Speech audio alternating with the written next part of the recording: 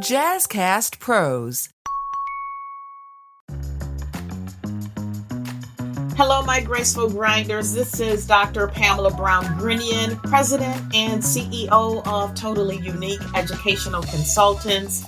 And I have a wonderful guest for you today. We are going to be talking with one of my mentees, Dominique Perez, aka Dominance Dubai. She is a singer, songwriter, and single mother.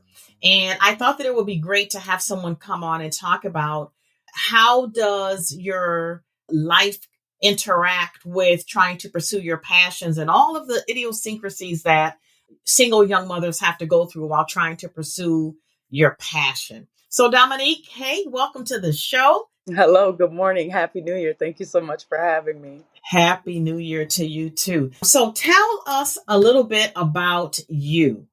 Well, my name is Dominique Perez. My stage name is Dominance Dubai. I'm a single mother of two and a singer-songwriter here based in Rochester, New York.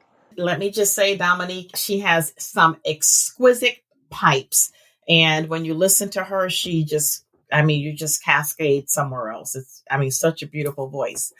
So single mom, singer, songwriter.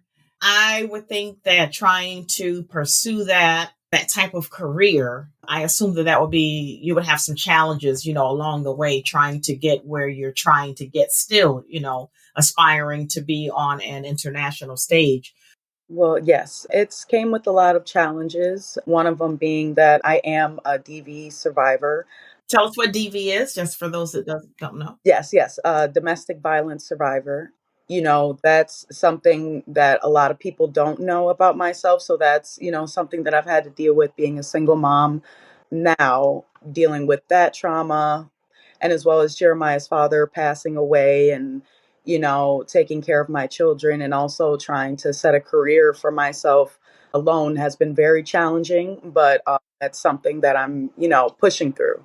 Yeah, I could imagine that would be a difficult time having to deal with domestic violence and wanting to get out and not knowing how to get out and when is the best time to get out and how do you keep your children sane and safe at the same time. What was that pivotal moment for you when you knew you had to do something different? You knew you had to make a shift. Like, this is do or die. I got to do something right now. Well, it's obviously, I want the best for my children. I didn't want them to be raised in that. It was something that happened for a while, a good chunk of our life. I suffered that for about 5 years. But ultimately, it was just my children didn't deserve to suffer and see that. And I didn't see how much it affected everyone, how much it was affecting myself. I knew that I was built for so much more than this. My God is a powerful God, and I believe that He shows you your path. He shows you how important you are. And, I'm a woman built in faith, and I'm a God-fearing woman. So there's nothing that I couldn't power through. And for a while, I just needed to see the light, notice that it was, piercing down on me, and be able to take those steps and realize that we all deserved better. I'm so sorry you went through that. I appreciate that. Thank you. I really, really am, because no woman deserves to live like that. And I couldn't imagine 5 years of it, right? And look at you. You're beautiful, you're strong, you're standing, you're successful. I'm really proud of you. Let me just say that. I'm very, very proud of you. Thank you. Always been one of my butterfly babies. So, in saying that, in the past, you received some coaching and training from me. Mm-hmm. How did going through that personal development training, or did it? And if so, how did that help you to transition? How did that impact you, the coaching and training that you received from me? How did it impact you, and how did you use that to help you transition and during your difficult space? Well, I am a lady, no matter what, no matter where, no matter when. So being able to be raised and, raised within that and channeling my divine femininity and knowing who I am and, having that stance as a young girl into a woman, you heavily instilled that in all of us. And you were the first person to say, like, my body is a temple. And, I know the way that you said it, but the way that I grasped onto it and held onto it, it morphed into so many things. Like my body, my temple, like I'm dealing with, such ugly things, as far as like bruises and scarring and cuts and the whole nine, and at one point in time it was just like, you know, I I've come from such a great upbringing, even with my family and much more with Project Butterfly. That as a young woman and coming of age, that was very important for me to hear and a lot of young girls to hear because, home life could look different for a lot of us. Okay, so you received some training. We had our interactions. How old were you when you were going through Project Butterfly? I would say about 14, 15. Yeah. Would you say that you had a lot of examples or women that were in your life at the time that were giving you the things that you needed to pour into you to make you recognize this? Your body is a temple and that you're a lady no matter what, no matter when, no matter where. Like, what was your life like then when you first started with me with Project Butterfly? So my mother has been a case manager for over, 17 years, 20 years. And she was through YWCA. And, she would take me to a lot of benefits and I would hear women's stories. And, they also helped with DV victims as well. And my mom, like, always instilled that in me as well. Like, much more than being beautiful on the outside, but being beautiful on the inside as well. My mom was a single mother as well of three, So seeing her and seeing her strength in that, and that being something that we suffered in the home as well, as far as like domestic violence. But she truly was and is she's a force to be reckoned with, and uh, yeah, and and then adding you on to onto that as well, like I didn't have a lot of women. I have my godmother that even with my music, like she has always supported me with that, as well as my mom, my grandmother. She never left the house without putting on face.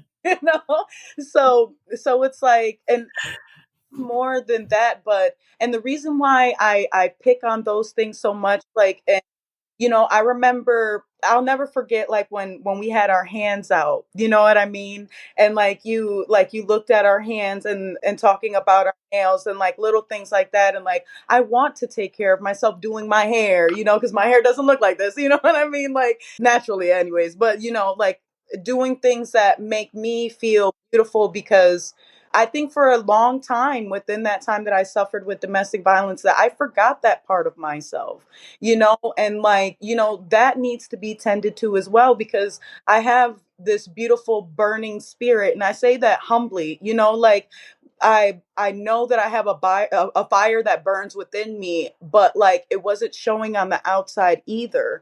And like, it's not that I looked like, I didn't look like my worth, what I mean? And not saying that anybody who's presented is their worth, but I mean, like, in a sense of, with, not to be whatever, but like even this on my face, like the scars, like even around my mouth and stuff like that, like those are little things that I hold on to, but I feed into that divine femininity, knowing and speaking those words into myself, something that you showed us an example of, and speaking that positivity and knowing our worth, and like and also helping me as far as like with my faith as well, like much more than the program. Like you got me with, the Baptist church, and, I converted, kind of, I guess you would say, you know what I mean? I was raised Catholic, but I'm baptized Baptist, and you also feeding into my music and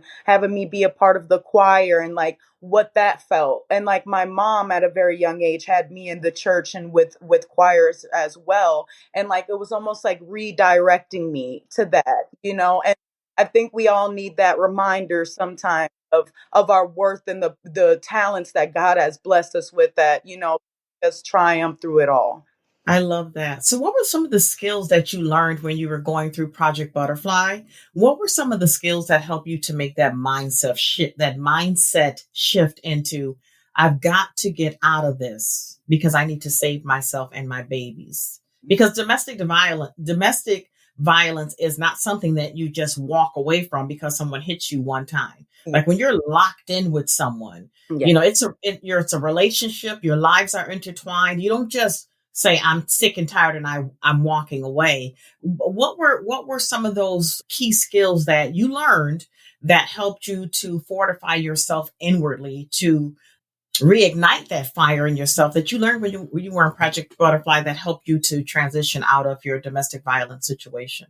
There were so many things that we learned, and that you gave me so much more outside of the program, that like I can pinpoint a few. So, and I know that it may sound, just bear with me. So like with suck, tuck, and elongate, the Girl, you remember sex I can eat long. because I know those like minor things, but it's Yeah. how they morph. Yeah. Like I'm talking like there were some times where I would walk past the mirror and like, do it real quick. You know what I mean? Like, Get that posture up, you girl. Get know, that like posture up. sure, and like even walking into a room and like, remembering that confidence, and like even though that sounds like something minor, and it's much more than posture and something, Presence. It's presence. and also having a presence to be had, and that Mhm. was something that you can see on, the other girls, like when we were all like standing, like you can see their faces change, you could see a shine come out, and like, sometimes I would have to remind myself of that, knowing that there's a time and place for everything.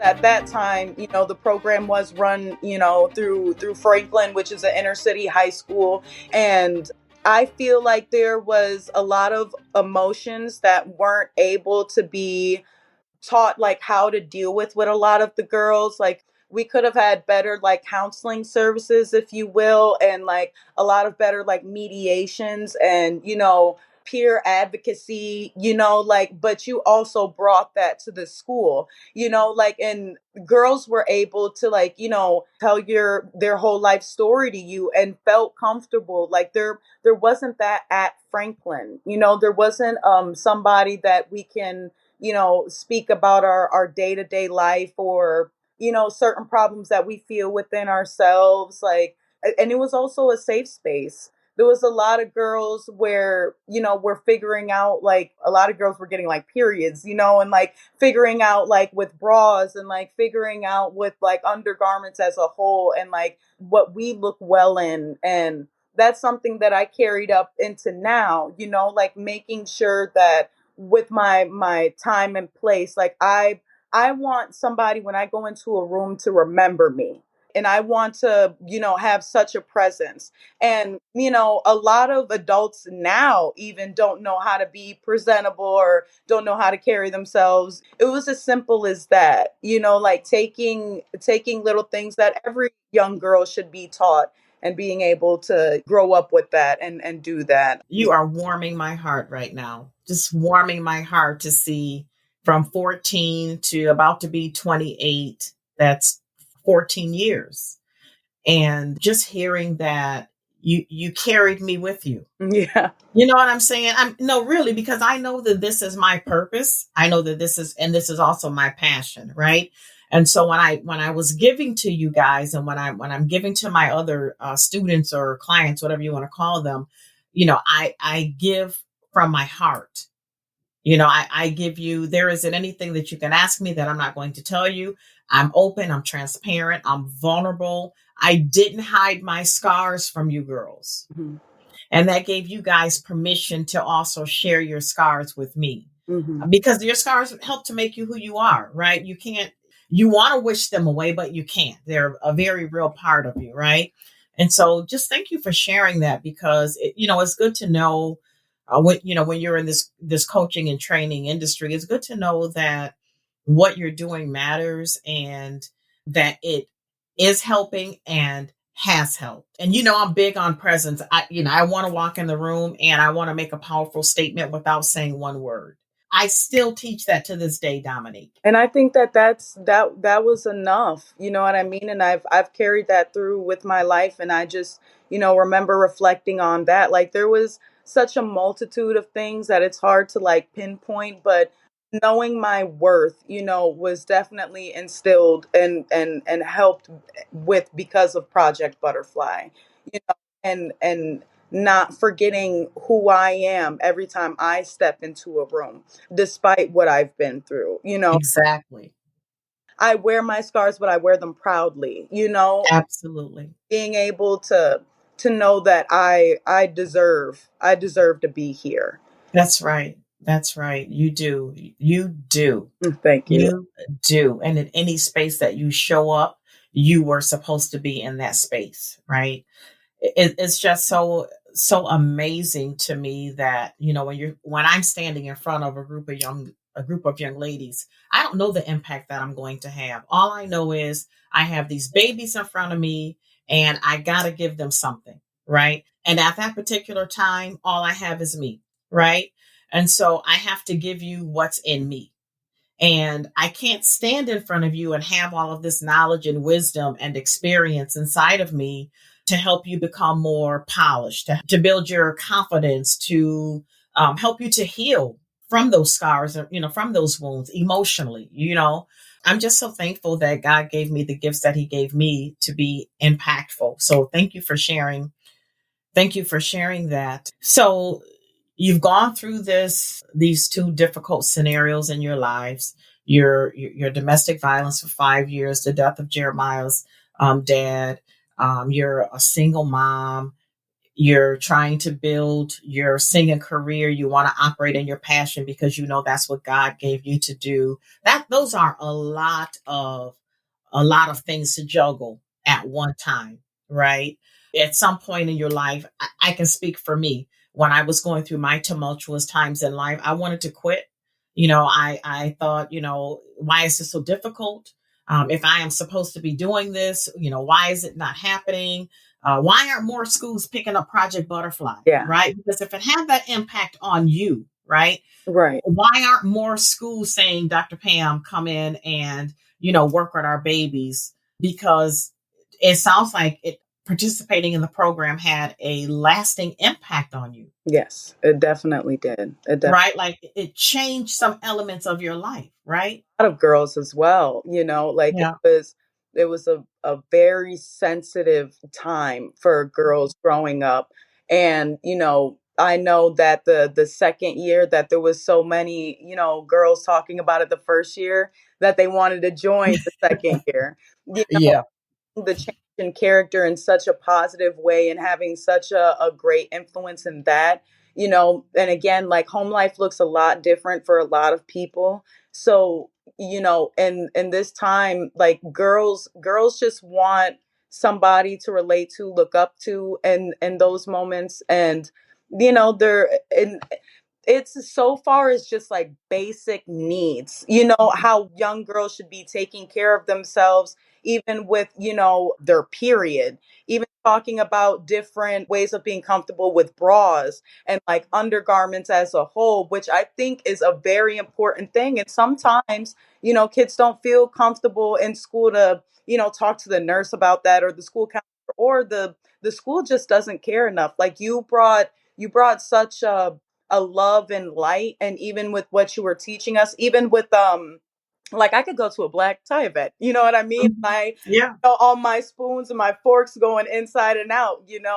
and the practice conversations that we would have with our tea parties, Mhm. and being such distinguished young ladies, and feeling,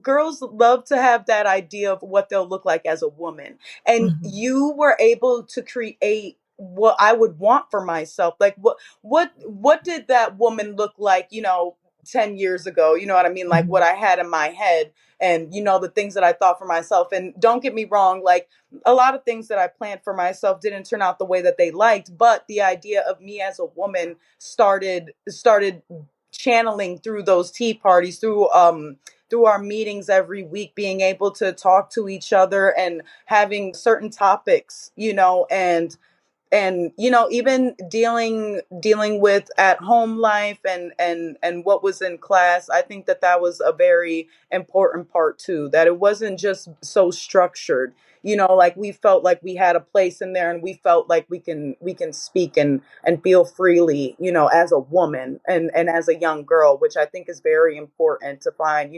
sisterhood within that. Yeah. Yeah. I'm I could cry right now, Dominique. Like you are, I can't even tell you. Wow. I mean, I'm literally, I have goosebumps. I can feel every authentic word.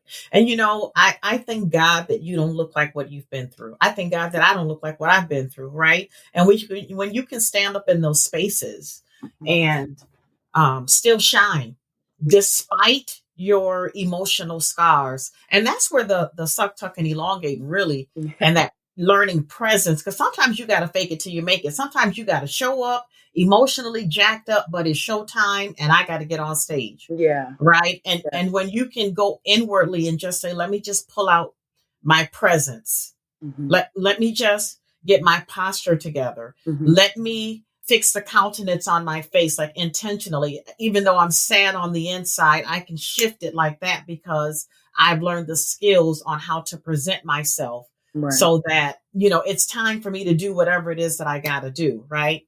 And I'm so grateful to be talking to you about this, and that you are such a premier example of why personal development coaching and training and learning etiquette and manners and polishing skills and learning how to shift your mindset on why that is so important, even at an early age. And because I did Project Butterfly and I saw the impact, I knew it was impactful.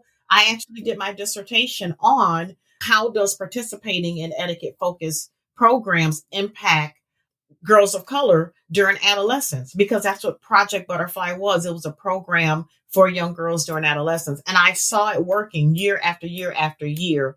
And I was so disappointed when Franklin closed, because we helped a lot of girls, in that program. Yeah. We helped a lot of girls, right? Mm-hmm. So now here you are, this beautiful blossoming singer songwriter, Thank right? Still trying to get where you're trying to get, but you haven't stopped the grind, right? you. You've had a lot of life experiences. Life it was lifing, is lifing. How do you make this grind look so graceful? Gi- give us some tips on how you used your personal development coaching and training to help you make this grind look so graceful. Just give us like 3 tips. I mean, honestly, a good bath with some Epsom salt will do it. Because I did teach you how to have that self-love, honey. And that too. And it's as simple as that. Having, a night to date myself, read a good book. I'm actually reading if he if he had been with me. So like, as simple as that. And also knowing that pampering myself is something that needs to be done, but not feel like a chore. Thing that is loving to myself. I need to show love to me too. So in simple ways like that, cooking something for me, something as simple as, because it's Friday, I just grabbed some catfish yesterday, so it's like it's simple as that, making sure that I'm tended to within, well as, praying about it and asking God to send me these signs, and, knowing within my faith that I could just trustfully fall right onto him and seeing where that turns out, just taking those times, like even tonight, you know what I mean? Like it's a Friday night, time to wind down and, read a good book, take a good bath, put a candle on, but, also making sure, like I said, that I'm tended to and that I Yeah. love myself enough to take that time Yeah. for myself. Thank you so much, Dominique. Again, I just can't tell you thank you enough. Thank you so much for being here. I'm sure that your conversation is going to help other young ladies that have gone through domestic violence and other single parents. Just, thank you. Thank you. I appreciate it. So much for having me on here, and just thank you for blessing me with you. Like I'm just so blessed to have you in my life, and God makes no mistakes, and you have truly been such a great role model and just a great woman to lean on and have in my corner. And I appreciate you so much and everything that you've done for me for the past 14 years. I thank you. Thank you. Thank you. All right, my graceful grinders, that's all we have time for today. Make sure you tune in. Please share this video with someone that may need it. Leave me a comment, because if you don't comment, I can't respond. And let me know, what type of material you want to see. I thank you so much for joining the Grace and Grind podcast. I'm your host, Dr. Pamela Brown-Grinion. And until next time, and always remember to create your totally unique day on purpose.